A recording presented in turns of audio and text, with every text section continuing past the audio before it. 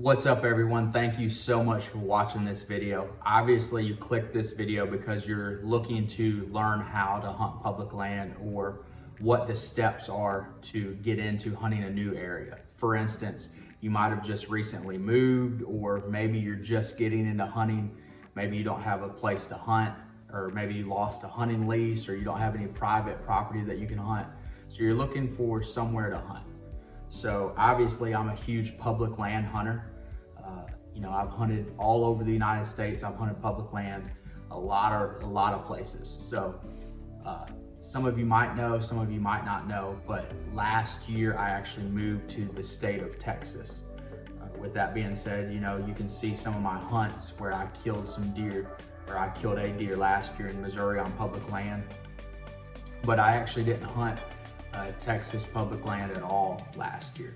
So this year, I'm planning to do that. The reason I didn't last year, because with moving, with getting acclimated to the area and just so much stuff going on, I didn't have time to get out there and do it.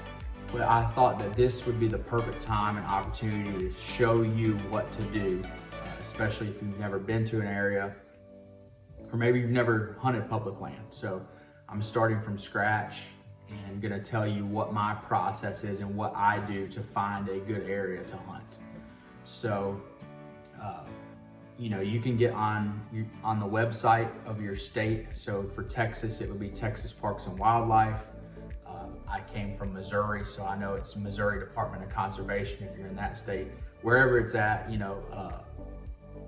just look up your state, your rules and regulations, and there's going to be an area on there that you can search, and it would be either wildlife management areas or public land and so forth. So you could search on that, and then you can click on there and it'll show you different management areas or public land areas in your state. So obviously you're looking in your region, you can look in your county and then kind of break it down from there. What I did, I got on Onx Hunt. I'm not sponsored by them or anything like that, but I use them all the time. I've used them all over the United States. What I like about that is it's got different layers. So for instance, I can go in there, I can select layers of public land, and then it will highlight that area. And then what I can do is zoom in, look at that, and then I can have a really good area to start from. So first off, I'm looking for parking areas. I'm looking for boat ramps, and then places where I can park and access the public land. I found multiple public land areas where I'm at. There's some in each direction. So I looked at them. You can figure out some will be bigger, some will be smaller, different acreages or parcels. So I looked at the one I was interested in, and then I also looked in the area, and I found a Texas Parks and Wildlife Department office. So I was like, you know what, I'll go there, try to get some maps and so forth. But before I was gonna go there, I wanted to go drive around this area and find parking areas and stuff like that. So I wanted to place my eyes on it, and then, get a map, and then, get boots on the ground. So when I was out there, I ended up seeing a person who worked there. They ended up being a biologist, and I talked to them. So I would definitely recommend talking to someone, finding someone that really knows the area and knows that wildlife management area, or whatever you're hunting, whether it's Army Corps of Engineers, WMA, just regular public, whatever it is. If you can find someone and actually talk to them, because you can read or you can try to do all this on your own, but if you have someone who has been there, they're going to give you a lot of really good advice, really good tips. So I talked to this officer, or he was actually a biologist, for probably 25 minutes. I asked him all kinds of questions, and then I've got their phone number. I've also got the game warden's phone number. So those are going to be really important, because if I have questions, I can reach out and talk to them.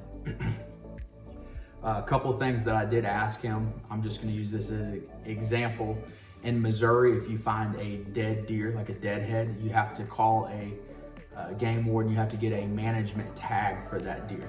So I was asking, here in Texas, if I find a deadhead, do I need to report that or can I just keep the head? He said, no, if you find a dead head, you do not need a salvage tag. You can actually keep that.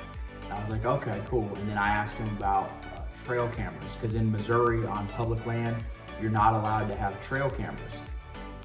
So I asked him, in Texas, I was like, are you allowed to put out trail cameras? And he said, this particular, WMA, yeah, you can put out trail cameras. It is public land, so if someone steals it, that's, on you, that's your risk, but like there's no rules or laws or anything like that against it. So he's like, this particular WMA, you can put out trail cameras. And then I just asked him more and more questions, and he told me, there had been a lot of flooding, and he showed me on a map a road that had been flooded that there's probably no access to. As the water drops, you can probably get in there, and he just showed me different areas. He showed me an area on the map where they had planted and put a bunch of trees. And so he's like a resource and a really good spot to start. So now that I've talked to the guys there, I know what to look for now. After I got done talking with him, I drove around and I found a boat ramp and also another public parking spot that you could go in and access it. So now that I've talked to someone, I have, seen it with my own eyes. Now the next step will be going in and scouting. So what am I gonna look for when I'm scouting is, deer tracks, hog tracks, pinch points, feed trees, like, oaks dropping. I might be looking for an area like a crossing in a slough bed or a river, just all these different trails, whatever it might be. So now that you've learned what to do, what to look for, it's a good starting point. So I will probably call and talk to the game warden of that area and, pick his mind and ask him some questions. So I would recommend, talking to biologists, talking to game wardens, because they're a huge resource and they will help you a lot. Every time I've ever talked to someone, they've been very helpful. And if they didn't know, they got me in contact with someone who does know. So what I would say, you don't want to just blindly call them and be like, oh, hey, like, where can I hunt at? You want to actually do some research on your own and ask them specific questions. For instance, like I've got this map here. I'm looking, let's say I find and I want to hunt, the north side or west side or wherever it's at. I'll say, hey, off of such and such road, I see that there's a parking area. Is that a good area to start hunting, or is there a better area? Like, what are you seeing? What would you recommend? So going in and asking specific questions will really help out. And that way, like, he knows that you've spent time, you've looked, and be like, okay, well, off of road so-and-so, I seen that, what about over here? Like, it is, I see that there's a boat ramp over here. Do you recommend, like, are there more guys going in by boat, or are there more guys parking here? And you can kind of get a good idea, be like, okay, is the hunting pressure a lot or not much? Or, where's the hardest to get to areas, or where do you not see guys really hunting much at? Be like, is that because the deer population or hog population is not very good back there, or is it because it's just so hard to get to?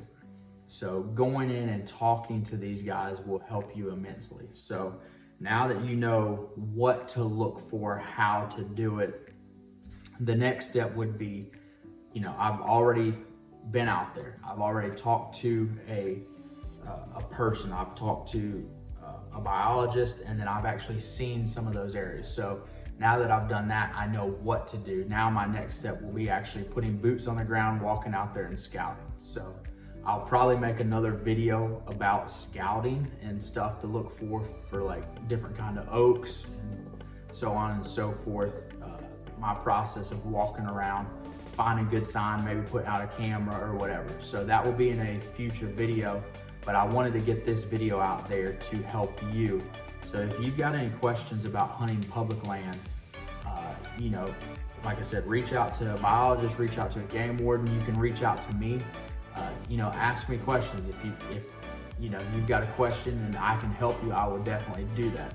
I always read all the comments. I will try to respond to every one of you. So I appreciate each and every one of you watching these videos. If you could, please like this video, comment on the video.